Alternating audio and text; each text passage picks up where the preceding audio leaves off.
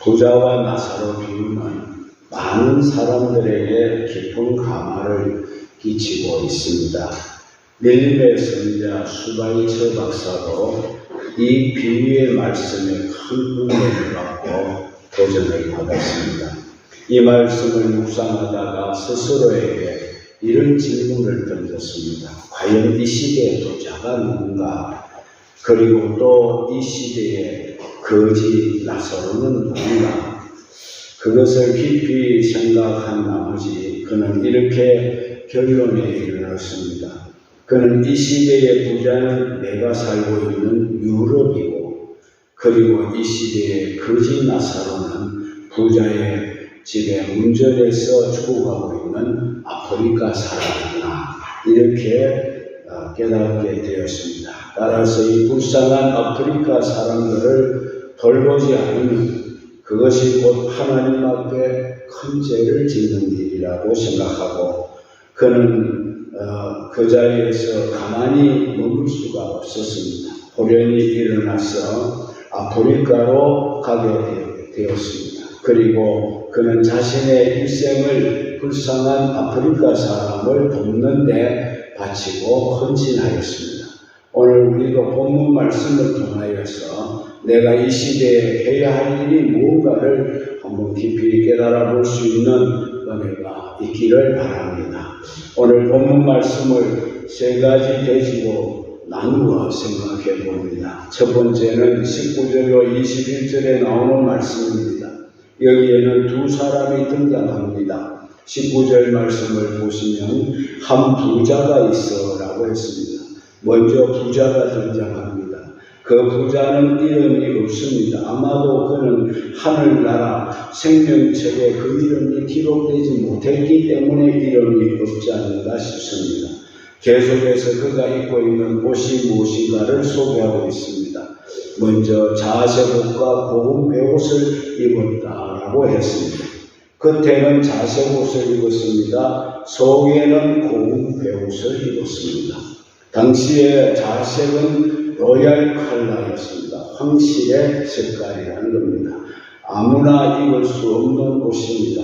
그만큼 이 부자는 그 당시에 권세도 있고 또 재물도 많았던 사람인 것 같습니다. 계속해서 살펴보면 그가 하는 일은 무엇이었을까? 그는 엿새 동안 자기 일을 부지런히 하고 일곱째 되는 날에 안식일을 기억하고 잘 지켰던 사람은 아니었습니다. 전혀 그런 사람이 아니라는 것입니다. 19절을 보시면 날마다 호화로이 연락하는데 라고 말씀하고 있습니다. 날이면 날마다 연회를 베풀고 즐겼습니다. 1년에 한두 차례 연회를 열었다면 그 이해할 수가 있습니다. 그러나 날이면 날마다 호화스러운 술판을 벌였습니다. 그런가 하면 또 다른 한 사람이 등장합니다. 20절에 보시면은 나사로라 이름한 한 사람이 나옵니다. 이 나사로는 하나님이 도우신다, 그런 이름의 뜻을 가지고 있습니다.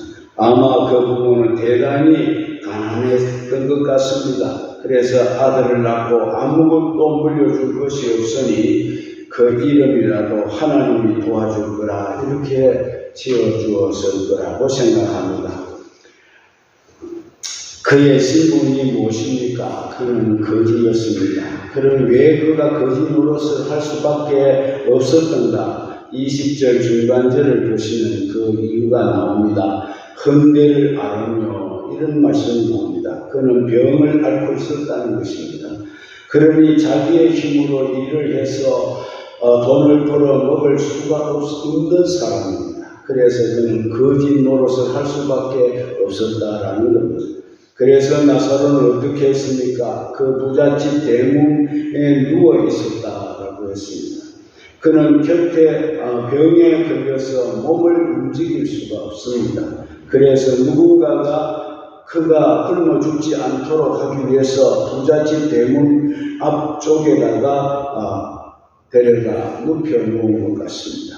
나사로가 부자의 대문에 누운 목적이 21절에 나오지 않습니까? 부자의 상에서 떨어지는 것으로 배불리려 하매라고 했습니다.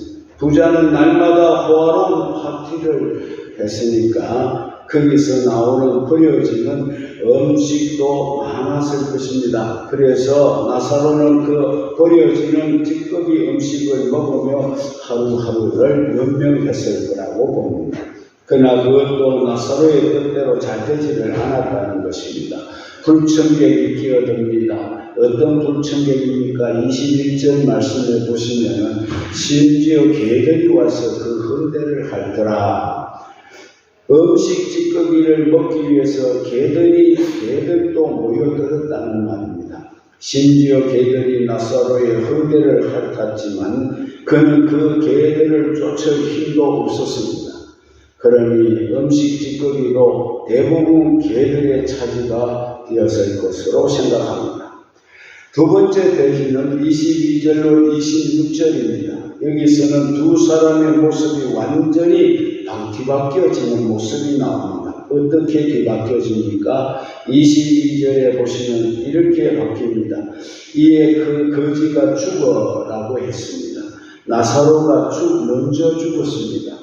그가 제대로 먹지도 못하고 병이 들었으니까 오래 살지는 못했을 것입니다. 그런데 나사로가 죽었으나 그를 장사 지내주는 사람이 없었습니다. 누가 그의 장례식을 치러줄 사람이 있었겠습니까?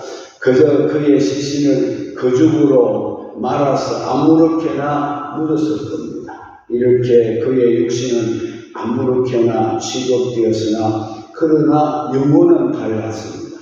천사들에게 그 영혼이 받들려 아브라함의 품으로 들어갔다고 했습니다. 그는 천사들에게 받들려 하늘로 올라갔습니다. 여러분들도 부디 천사들에게 받들려서 하늘나라로 갈 수 있기를 주의 이름으로 축원합니다. 그리고 믿음의 조상 아브라함의 품에 안겨서 평안히 안식하게 되었습니다. 반면에 보십시다. 부자는 어떻게 되었습니까? 잘 먹고 잘 살았으니 코와 옷이 됐으니 영원히 죽지 않고 살았습니까? 아닙니다. 부자도 죽어라고 말했습니다. 부자도 죽습니다. 부자는 안 죽으면 이건희 씨 같은 분은 왜 죽었겠습니까? 하지만 돈 많은 부자이니 장례식만은 성대하게 치러졌을 것으로 봅니다. 그러나 그 부자의 영혼은 어떻게 되었습니까? 23절에 그가 음부에서 라고 말하고 있습니다. 그 부자의 영혼은 음부에 들어가고 말았습니다. 그곳에서 부자는 아무렇게나 던져짐을 받았다는 것입니다. 여러분, 두 사람이 얼마나 대조적이지 않습니까? 나사로는 죽어 육신은 아무데나 던져짐을 받았지만 그의 영혼은 천사들의 손에 받들려 아브라함의 품에 들어갔고 부자의 육신은 성대하게 장사를 치렀으나 그 영혼은 음부에 아무렇게나 던져지고 말았다는 것입니다. 자, 그러면 음부는 어떤 곳이겠습니까? 23절에 나옵니다. 고통 중에라고 했습니다. 음부는 매우 고통스러운 곳입니다. 그야말로 지옥인 것입니다. 우리가 이 세상에서도 고통을 당하게 되면 어떤 때는 한 번씩 정신을 잃어버릴 수가 있습니다. 그러나 지옥에서는 아무리 고통을 당한다 하더라도 정신을 잃어버리는 곳이 아닙니다. 그 지옥에는 정신이 더 생생한 곳이 바로 지옥이라고 했습니다. 의식이 그대로 살아있는 채 영원히 고통을 당할 수밖에 없는 곳이 바로 지옥이라는 것입니다. 그래서 부자는 고통 중에 어떻게 했습니까? 눈을 들어 멀리 아브라함과 그의 품에 있는 나사로를 보고 무엇을 봤습니까? 부자는 눈을 들고 보았습니다. 그 눈앞에 들어오는 장면이 있었습니다. 나사로가 아브라함의 품에 안겨 있는 것을 보고 있었습니다. 여러분, 눈에 보이지 않으면 고통이 좀 덜할 것입니다. 그런데 자기 집 대문간 앞에서 자기 상에서 떨어지는 부스러기, 음식 찌꺼기를 먹고 고통받던 그 거지 나사로는 아브라함의 품에 안겨 있는데 얼마나 평안하고 얼마나 행복한 그런 모습인데 자기는 이 음부에서 들어가서 고통을 당하니 그 처지가 얼마나 서글프겠습니까? 여러분, 지옥에서도 천국은 보여진다고 합니다. 믿습니까? 지옥에서도 천국은 보여지고 천국에서도 지옥은 볼 수 있다는 것입니다. 그런데 부자는 아브라함에게 간청을 하게 됩니다. 24절에 보면 불러 가로되 아버지 아브라함이여 나를 긍휼히 여기사 나사로를 보내어 그 손가락 끝에 물을 찍어 내 혀를 서늘하게 하소서. 내가 이 불꽃 가운데서 고민하고 있나이다. 자, 내가 죽게 되었습니다. 이런 말이 없습니다. 지옥에는 죽을 수가 없어요. 영원히 죽은 상태로 살아가기 때문에 죽겠다는 말이 나오지 않습니다. 그런데 우리가 세상에 살 때는 조금만 힘들어 아이고 죽겠다 그러잖아요. 지옥 가면 죽겠다는 말이 없고 고민하나이다. 평생토록 괴로워하는 거예요. 평생토록이 아니고 평생이라는 단어도 쓸 수 없습니다. 영원토록 괴로움을 당하며 사는 것이 지옥이라는 사실을 여러분 염두에 두시기를 바랍니다. 두 사람의 처지가 완전하게 뒤바뀌고 말았습니다. 세상에서는 나사로가 부자의 상에서 떨어지는 부스러기를 간절히 사모했습니다. 그러나 지금은 어떻게 되었습니까? 오히려 부자가 나사로의 손끝에서 떨어지는 물 한 방울을 사모하는 처지가 되고 말았다는 것입니다. 완전히 180도로 바뀌어졌습니다. 여러분, 우리가 세상에서 아무리 고생을 해도 예수 잘 믿어야 할 이유가 바로 여기 있는 줄 믿으시기 바랍니다. 아브라함이 부자가 간청하는 말에 대하여 어떻게 대답을 했습니까? 아브라함은 두 가지 비유를 들어 그 간청을 들어줄 수가 없다고 거절을 합니다. 먼저 25절에 보면은 아브라함이 가로되 너는 살았을 때 내 좋은 것을 받았고 나사로는 고난을 받았으니 이것을 기억하라. 이제 저는 여기서 위로를 받고 너는 거기서 고민을 받느니라. 천국에 가는 성도들은 위로를 받고 음부에 지옥에 가는 사람들은 고민을 받게 된다. 이게 다릅니다. 부자는 세상에서 자기의 좋은 것을 다 받았다 그랬어요. 여러분, 세상에서 너무 좋게 살려고 하지 마십시오. 부자는 남이 좋아하는 것에는 전혀 관심을 기울이지 않았어요. 남이 좋아하는 그 일들에 대해서는 관심이 없었어요. 그저 자기가 좋아하는 것에만 신경을 썼고 관심을 가졌다고 말이에요. 그러나 나사로는 세상에 있을 때 어떻게 살았습니까? 고민을 받았고 고난을 받았고 괴로움을 받았다고 했습니다. 물론 그 고난은 자기가 원해서 받은 것이 아닙니다. 욥처럼 하나님이 정해준 고난을 받았을 뿐입니다. 나사로는 세상에서 고난을 받았으니까 그는 이곳에서 위로를 받는 것이 당연하다. 이 무슨 말씀입니까? 우리가 세상에서 심은 대로 하늘나라에 가서도 공평하게 그렇게 거두게 되리라는 말씀인 줄로 믿습니다. 우리도 이 세상에서 내가 좋아하는 것에만 신경을 쓰며 관심을 기울이지 맙시다. 다른 사람이 좋아하는 것에도 관심을 가질 수 있기를 주의 이름으로 축복합니다. 계속해서 두 번째 비유가 나옵니다. 28절에 부자의 청을 들어줄 수 없는 비유가 이뿐 아니라 너희와 우리 사이에 큰 구령이 끼어 있어 여기서 너희에게 건너가고자 하되 할 수가 없고 거기서 우리에게 건너올 수도 없게 하였느니라. 이게 두 번째 이유입니다. 천국과 지옥 사이에는 큰 구렁이 끼어 있다. 아무리 원해도 마음대로 완례할 수 없는 곳이라는 겁니다. 물론 이 땅에서는 멸망과 영생 사이에 구름이 끼어 있지 않습니다. 그래서 아무리 멸망을 받아 마땅한 자라도 예수 믿고 회개하면은 영생의 길로 갈 수가 있습니다. 그러나 그것은 살아있을 때의 이야기입니다. 죽으면 그것으로 끝이 나는 거예요. 지옥이면 지옥, 천국이면 천국일 뿐이라는 겁니다.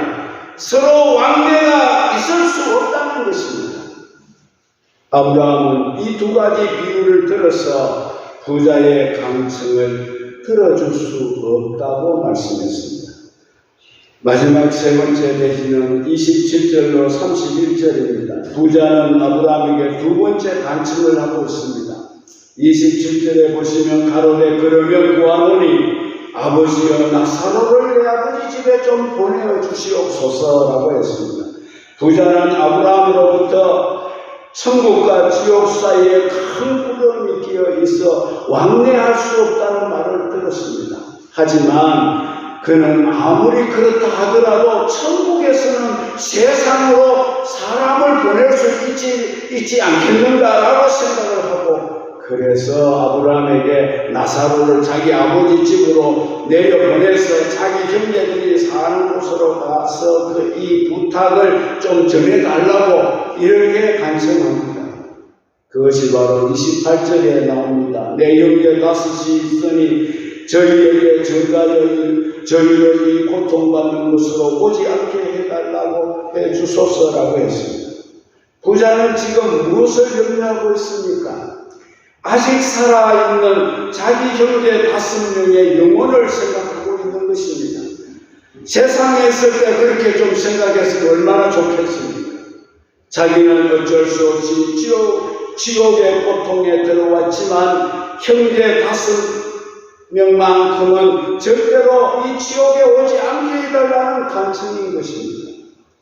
여기에 대해서 아브라함의 대답이 무엇이었습니까? 29절에 보면 아브라함이 가로되 저희에게 모세와 선지자들이 있으니 그들에게 들으면 된다고 했습니다. 모세와 선지자들이 있으니 하나님 말씀인 성경을 가르치는 것입니다. 하나님이 모세와 선지자를 통해서 이미 다 말씀해 주었고 전도해 주었다는 겁니다. 그때는 아직 신약 성경이 기록되기 전입니다. 그래서 구약을 가르쳐 모세와 선지자들이라고 불렀던 겁니다. 아브라함은 성경 속에 구원의 길이 자세하게 기록되어 있으니 그 성경을 보면 되고, 모세와 선지자가 전해준 그 말씀들을 기억하고 믿으면 천국에 올 수 있는 길이 있다, 이렇게 했습니다. 그러니 따로 나사로를 보낼 필요가 없다고 하는 것입니다.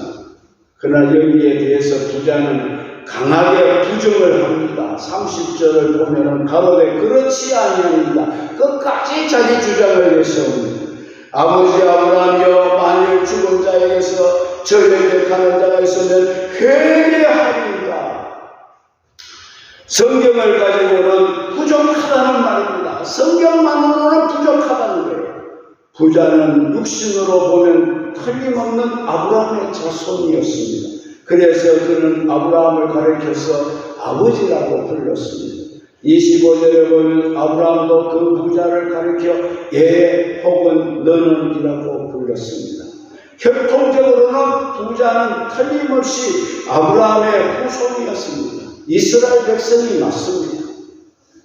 그래서 그는 하나님의 말씀인 성경도 잘 알고 있고 또 성경도 그는 갖고 있었을 겁니다. 그럼에도 불구하고 그는 말씀에 귀를 기울이지 않고 말씀을 믿지 않았던 것입니다. 그것이 바로 부자에게 큰 문제라는 것입니다. 그래서 그가 지옥으로 갈 수밖에 없었던 겁니다. 성경만으로는 부족하고 무엇인가 초자연적인 기적이 있어야 그들이 회개하고 믿을 수 있을 겁니다. 이렇게 주장하는 겁니다. 그러나 아브라함은 여기에 대해서 결론적으로 어떻게 말씀하고 있습니다. 31절에 가로되 모세와 선지자들에게 듣지 아니하면 비록 죽은 자 가운데서 살아난 자가 있을지라도 권함을 받지 아니하리라 하시니라고 말씀했습니다. 하나님의 말씀인 성경을 믿지 아니하면 기적을 보더라도 죽은 자가 다시 살아나는 기적을 보더라도 그 사람은 안 믿는다는 겁니다. 그렇습니다.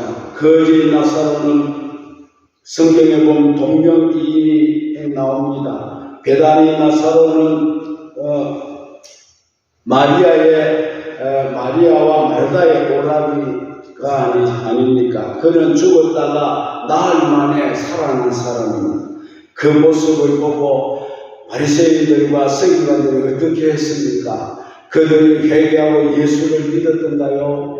요한복음 12장 10절에 보면 오히려 죽었던 나사로가 다시 살아남으로 인하여 사람들이 예수님에게로 모이니까 나사로까지 죽이려고 모의했던 자들입니다. 사람들은 그들에게 예수님이 3일 만에 다시 살아나셨다고 전했지만 그들이 믿었습니까? 그들은 믿지 아니했습니다. 예수님이 부활했다고 해서 그들이 믿었습니까? 안 믿었습니다. 성도 여러분, 기적을 너무 좋아하시면 절대로 안 됩니다. 기적은 결코 우리를 믿음의 길로 인도하지 못한다는 것입니다. 하나님의 말씀인 성경을 사랑하고 그 말씀을 사모하며 그 말씀대로 우리의 신앙 기초를 가져야 할 줄로 믿습니다. 이렇게 오늘 우리는 본문 내용을 살펴보았습니다. 여기서 우리는 중요한 진리 몇 가지를 간단하게 생각해 볼 수 있겠습니다. 그것을 세 가지로 말씀을 드리겠는데, 첫째, 사람은 모두가 죽는다는 것입니다. 빈부귀천 모두가 다 죽습니다. 나사로도 죽고 부자도 죽었습니다. 잘 먹고 잘 산다고 오래 살고 영생하는 것이 아니라는 겁니다. 한 번 죽는 것은 사람에게 정한 것이고 그 후에는 심판이 따른다고 히브리서 9장 27절에 말씀하고 있습니다. 죽음은 하나님이 정하신 것입니다. 피할 수도 없고 거절할 수도 없고 도망칠 수도 없습니다. 단지 먼저 죽느냐 나중 죽느냐 그 차이일 뿐 누구나 다 죽게 되어져 있습니다. 아무리 훌륭한 의사가 병을 고친다고 해도 그것도 한두 번이지 결국은 다 죽고 맙니다. 병을 고치는 의사까지도 죽습니다. 사람들이 온천을 많이 하면 건강에 좋고 장수한다고 해서 일본 온천 여행 가는 자들이 그렇게 많답니다. 그렇다면 온천을 경영하고 있는 그 주인은 안 죽겠네요. 결국에는 모든 사람 다 죽습니다. 보험회사 직원이 그 할아버지를 찾아가서 생명보험에 가입을 하나 해달라고 할아버지에게 가서 졸랐습니다. 청년이 자꾸 보험에 가입해 주시라고 권하니까 그에게 할아버지가 질문을 했어요. 그래, 내가 생명보험에 가입을 하면 내가 죽지 않고 계속 살 수 있겠는가? 그렇게 물었어요. 그러자 청년이 대답합니다. 물론 그런 것은 아니지만 할아버지가 돌아가시고 나면 자손들이 덕을 봅니다. 그러더라고요. 그러면 생명보험이라면서 내 생명과는 아무런 관련도 없는 것이 아니냐? 이렇게 할아버지가 물었습니다. 생명보험을 든다고 해서 죽을 사람이 안 죽는 게 아닙니다. 보험을 들면 조금이라도 오래 살 수 있습니까? 조금이라도 오래 산다면 보험을 하나 들으면 한 10년 더 산다면 보험 들 사람이 많은 겁니다. 그렇지 않습니다. 오히려 생명보험 때문에 시험에 들어서 범죄가 일어날 수가 있습니다. 할아버지는 결국 이렇게 결론을 내렸답니다. 좋아, 그러면 자네가 나에게 권하는 생명보험을 하나 들어줄 테니 자네도 내가 권하는 생명보험 하나 들어주겠나? 내가 자네에게 권하는 생명보험은 진짜 생명보험이야.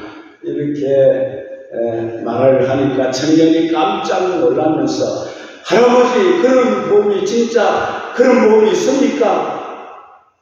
있고 말고 자네가 파는 그런 생명보험 말고 진짜 생명과 관계 있는 하늘나라 보험마일세 청년은 할아버지께 전도를 받고 예수 믿고 구원받게 되었다고 합니다.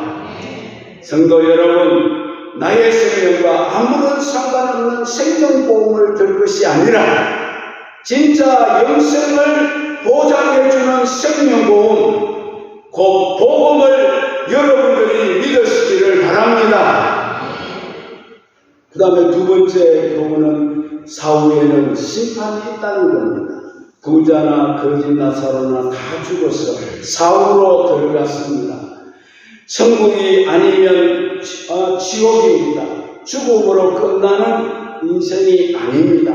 딱 죽고 아무것도 없으면 그게 오히려 차라리 얼마나 좋겠습니까? 그러나 죽음 이후에 세상이, 죽음 이후에 내세가 있다는 것입니다. 나는 교회를 나오지 않지만 내 아내가 교회를 열심히 다니고 있으니 아내가 천국 갈 때 그 아내가 나를 데리고 가지 않겠습니까? 천만의 말씀입니다. 오해를 해도 상당한 오해를 하고 있습니다. 여러분, 기차표 하나 가지고 두 사람 탈 수 있습니까? 한 사람은 표 한 장만 가져야 타는 것처럼 천국의 티켓도 한 사람이 하나를 가져야 되는 줄로 믿으시기 바랍니다. 천국이면 천국, 지옥이면 지옥, 두 가지 뿐인 것입니다. 우리는 누구나 둘 중에 하나로 들어갈 수밖에 없습니다. 중간 지점이라는 것은 없습니다. 연옥 따위는 없습니다. 그러므로 우리는 살아있을 뿐만 이 길을 정해야 합니다. 정해놓고 살아야 됩니다. 오늘 죽을지 내일 죽을지 모르지 않습니까? 여러분은 천국으로 가는 길을 정하십시오. 예수 믿고 천국으로 갈 것인가, 믿지 않고 지옥행을 할 것인가, 분명하게 이 땅에서 여러분 정해놓고 살아야 됩니다. 마지막입니다. 그래서 우리는 열심히 전도해야 합니다. 부자가 지옥에서 안타까워했던 것이 무엇이었습니까? 살아생전에 그런 안타까움이 조금이라도 있었다면 전도하지 않았겠습니까? 자기 형제 5명이 세상에 사는데 그들이 이것을 모르고 살고 있다는 것을 안타까워했습니다. 그래서 그는 지옥에서 그 형제들을 생각하여 전도를 해보려고 예를 썼지만은 지옥에서는 전도가 할 수가 없습니다. 세상에서만 전도할 수 있습니다. 믿습니까? 전도는 세상에서만 할 수 있기 때문입니다. 업무에 가서는 전도를 하고 싶어도 못합니다. 세상에 있을 때 복음 전파하는 목사님들의 말씀을 잘 듣고 믿어야 우리가 천국에 갈 수 있습니다. 여러분. 옛날 미국 중부에서 일어났던 이야기 하나만 소개하고 말씀을 듣겠습니다. 큰 옥수수 농장을 경영하는 부부가 있을 때요. 그런데 잠시 부부가 집을 비운 사이에 4살 먹은 외아들이 옥수수 밭에 들어가서 길을 잃어버렸어요. 아이는 엄청난 옥수수 밭에 혼자 들어가서 길을 잃어버렸어요. 집으로 돌아오는 부모들은 아이가 없어진 것을 알고 주위를 아무리 찾았지만 아이를 찾을 길이 없었습니다. 경찰에 실종신고를 냈습니다. 경찰들이 왔습니다. 동원되어서 밤새도록 아이를 찾아서 결국은 그 아이를 찾지를 못했어요. 그 다음날도 계속 찾았습니다. 전염그룹 되어서 아이는 전염그룹이 되어도 아이를 찾지 못하다가 그 다음날 새벽에 더 많은 사람들을 동원해서 샅샅이 옥수수밭을 샅샅이 누비면서 찾았을 때 그때 아이를 찾게 되었습니다. 그때 벌써 그 아이는 사늘한 죽은 시신이 되었습니다. 그 다음날 신문 머리기사에 이런 제목이 달렸습니다. 만일 우리들이 조금 더 일찍 손에 손을 잡고 옥수수 밭을 수색했더라면 그 아이를 살릴 수 있었을 텐데 라는 이런 기사가 달렸다고 합니다. 그렇습니다. 더 늦기 전에 우리가 온 천하를 주고 바꿀 수가 없는 영혼을 살리는 일에 손을 맞잡아야 할 줄로 믿습니다. 우리가 전도하는 일에 무엇보다도 힘을 써야 하겠다는 겁니다. 부자와 거지 나사로 비유를 주님이 말씀해 주신 것도 바로 이와 같은 뜻을 우리에게 전해주시고 계신다는 것입니다.